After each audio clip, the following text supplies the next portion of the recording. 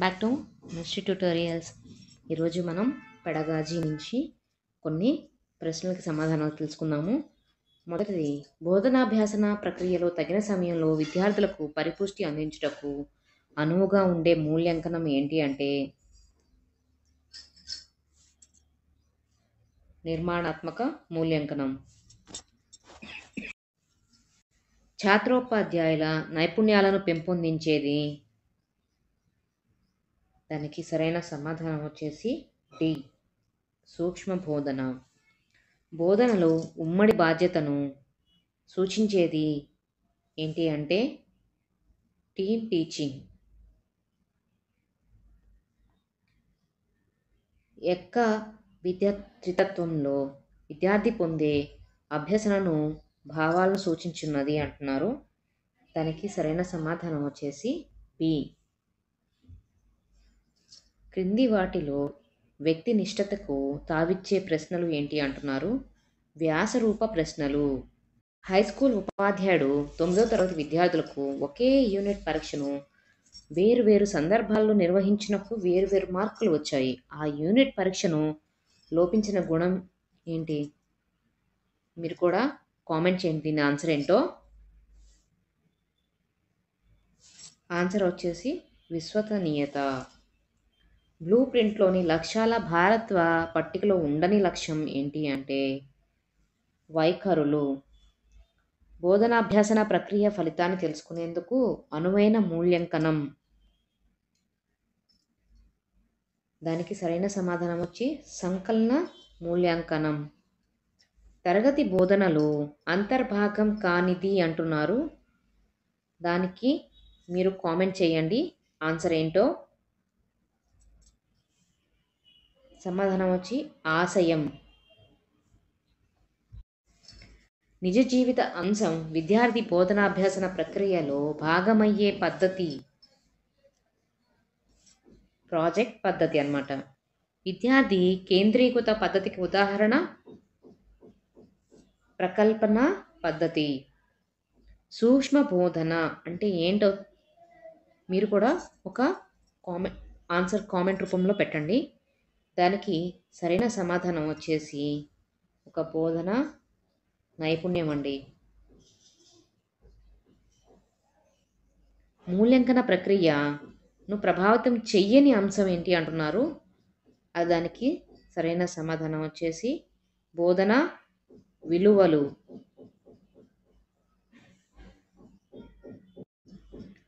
అన్వేషణ పద్ధతికి మూల పురుషుడు ఎవరు? మీరు కామెంట్ రూపంలో చెప్పండి. దానికి సరైన సమాధానం ఆమ్స్ట్రాంగ్. క్రియాదీపికను ఉపయోగించవలసింది ఎవరు అంటే విద్యార్థులు. కరదీపికను ఉపయోగించాల్సింది ఎవరు? ఉపాధ్యాయుడు అన్నమాట. ఇందాక క్రియాదీపికను ఉపయోగించవలసింది విద్యార్థులైతే కరదీపికను ఉపయోగించాల్సింది ఉపాధ్యాయుడు అనమాట. యూనిట్ పరీక్షకు ఉపయోగపడు మూల్యాంకన సాధనాలు ఏంటి అంటున్నారు. దానికి రాత పరీక్షలు. రాత పరీక్షలే సరైన సమాధానం అండి. విద్యార్థి తప్పనిసరిగా అధ్యయనం చేయవలసిన అంశాలను సూచించేది ఏంటి అంటున్నారు. దానికి సరైన సమాధానం కోర్ కరిక్యులం. కార్యక్రమయుత అభ్యసనం ప్రభావితం చేసిన సిద్ధాంతం. ఇది కూడా ఇంపార్టెంటేనండి. మీరు ఆలోచించి కామెంట్ రూపంలో చెప్పండి సరైన సమాధానం. దీని యొక్క సమాధానం వచ్చేసి కార్యసాధక నిబంధనం. ఫ్రాన్సిస్ చెస్ ట్రంప్ అనే విద్యావేత్తలు వ్యాప్తి చేసిన భావన ఏంటి అంటే బృంద బోధన. ప్రాథమిక విద్యా సంఘం ఏ సంవత్సరం ఏర్పడింది అంటున్నారు. ఇది చాలా వెరీ ఇంపార్టెంట్ బిట్ అండి. సో ఇది మీరు ఖచ్చితంగా కామెంట్ రూపంలో చెప్పండి. దీనికి సరైన సమాధానం వచ్చేసి 1952.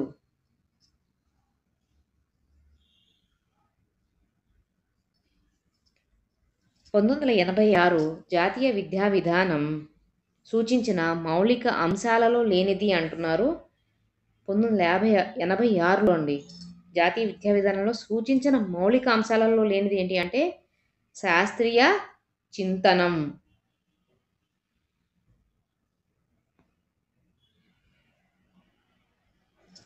పాఠశాలలో వార్తలను, మ్యాగజైన్లను సేకరించిన సమాచారాన్ని ప్రదర్శించేందుకు అనువుగా ఉండే బోర్డు ఏంటి అంటున్నారు.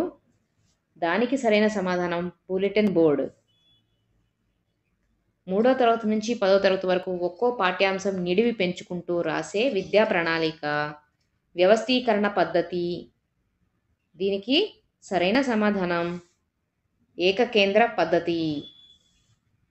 సమస్య పరిష్కార శక్తి ఏ రంగానికి సంబంధించింది అంటున్నారు. దానికి సరైన సమాధానం వచ్చేసి జ్ఞానాత్మక రంగం. ఏదైనా సమస్యని పరిష్కార శక్తికి ఏ రంగానికి సంబంధించింది అంటే జ్ఞానాత్మక రంగానికి సంబంధించింది. ఈ కింది వాటిలో సూక్ష్మ బోధనలో ఉపయోగించే నైపుణ్యం ఏంటి అంటున్నారు. దానికి క్వశ్చనింగ్ అన్నమాట రైట్ ఆన్సర్. మూల్యాంకన ప్రక్రియలో ఉండి మాపన ప్రక్రియలో లేని అంశం ఏంటి అంటున్నారు. దానికి సరైన సమాధానం వచ్చేసి డి మార్కులను వ్యాఖ్యానించడం. ఉపాధ్యాయుడు నిర్వహించిన యూనిట్ పరీక్షను విశ్లేషించగా దానిలో మూల్యాంకనం చేయవలసిన లక్ష్యాలను ప్రశ్నలకు సంబంధం లోపించింది అని నిర్ధారించబడింది. దానివల్ల ఆ పరీక్షలో లోపించిన లక్షణం ఏంటి అంటున్నారు. దానికి సరైన సమాధానం వచ్చి సప్రమాణత. ఉచిత నిర్బంధ ప్రాథమిక విద్యా బాలల హక్కు చట్టం 2009లోని ముఖ్యాంశం కానిది అంటున్నారు. ఇందులో ముఖ్యాంశం కానిది ఏంటో మనం చెప్పాలి అన్నమాట. దానికి సరైన సమాధానం వచ్చేసి 6 సంవత్సరాల్లో పిల్లలకు పౌష్టికాహారం అందించడం. ఇది చాలా ఇంపార్టెంట్ బిట్టేనండి. కింది బోధనా పద్ధతి ద్వారా విద్యార్థులలో శాస్త్రీయ వైఖరిని సులభంగా పెంపొందించవచ్చు అంటున్నారు. దీనికి కూడా మీరు ఆన్సర్ కామెంట్ రూపంలో చెప్పండి. దానికి సరైన సమాధానం వచ్చేసి బి అన్వేషణ పద్ధతి. బోధన అభ్యసన ప్రక్రియ జరుగుతున్నప్పుడు చేయు మూల్యాంకనం. దీనికి సరైన సమాధానం వచ్చేసి నిర్మాణాత్మక మూల్యాంకనం.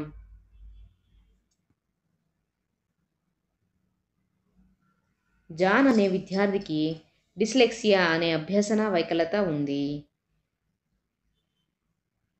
బోధనా శాస్త్రం తెలిసిన ఉపాధ్యాయుడు ఏ పద్ధతిని ఆ విద్యార్థికి ఉపయోగిస్తాడు అని అంటున్నారు. దానికి మాంటిస్సోరీ పద్ధతి.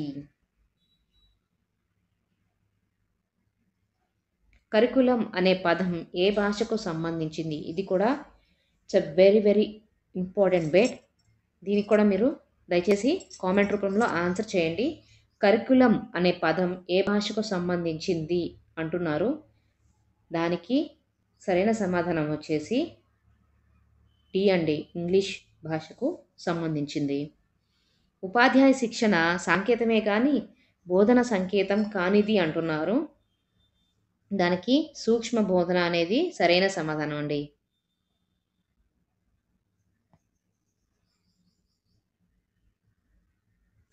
రూడ్వర్డ్ క్లిప్పింగ్ ప్రశ్నోత్తర పద్ధతిలో నియమించుకున్న నిజాయితీ స్వకుల పేర్లు ఏంటి అంటున్నారు. దానికి సరైన సమాధానం వచ్చేసి పైవన్నీ కూడా అండి.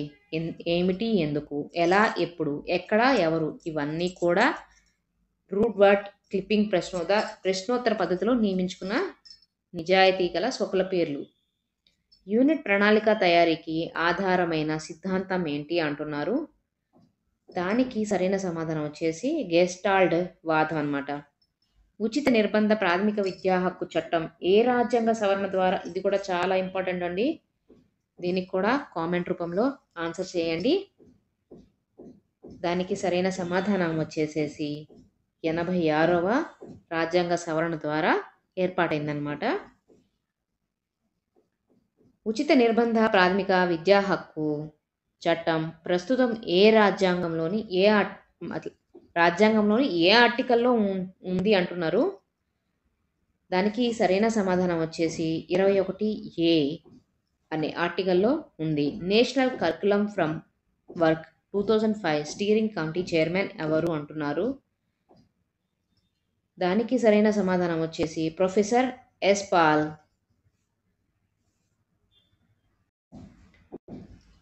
ఆలోచన ప్రక్రియగా వ్యవహరించే పద్ధతి ఏంటి అంటున్నారు. దానికి సరైన సమాధానం విశ్లేషణ. ఏ పద్ధతి ద్వారా శాస్త్రీయ సిద్ధాంతం సూత్రాలు కనుక్కోవచ్చు అంటున్నారు. దానికి సరైన సమాధానం వచ్చి ఆగమన పద్ధతి. ప్రశ్నాపత్రం తయారీలోని సమగ్ర ప్రశ్న పథక రచన బ్లూ ప్రింట్లో తప్పనిసరిగా ఉండవలసిన అంశాలు ఏంటి అంటున్నారు. ఇది కూడా ఇంపార్టెంటేనండి. దీనికి కూడా మీరు కామెంట్ రూపంలో చెప్పండి. దానికి సరైన సమాధానం వచ్చేసి డి విషయం, లక్ష్యాలు, వివిధ ప్రశ్నలు. వ్యావహారిక సత్తావాదాన్ని ఆధారంగా తీసుకొని రూపొందించబడిన బోధనా పద్ధతిని ఏమంటారు అంటే ప్రకల్పన పద్ధతి.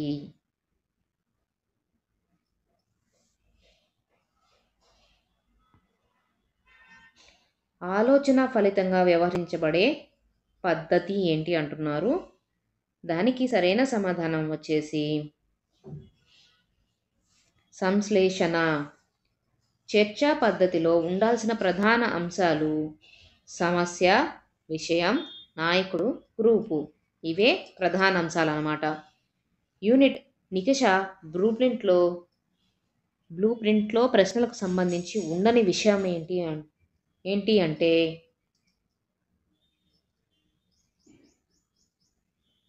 దానికి సరైన సమాధానం డి విద్యా ప్రణాళిక.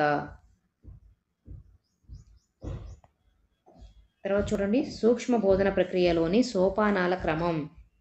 ఇక్కడ సూక్ష్మ బోధన చేసేటప్పుడు ఉన్న సోపానాల క్రమం ఏంటి అంటున్నారో దానికి సరైన సమాధానం వచ్చేసి సి ప్రణాళిక, బోధన, పరిపుష్టి, పునః ప్రణాళిక, పునః బోధన, పునః పరిపుష్టి.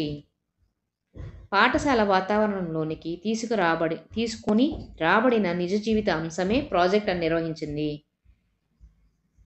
అది ఏంటి అంటే సి బెల్లాడ్. విద్యా హక్కు చట్ట ప్రకారం విద్యార్థిని ఎప్పుడూ శిక్ష విధించకూడదు.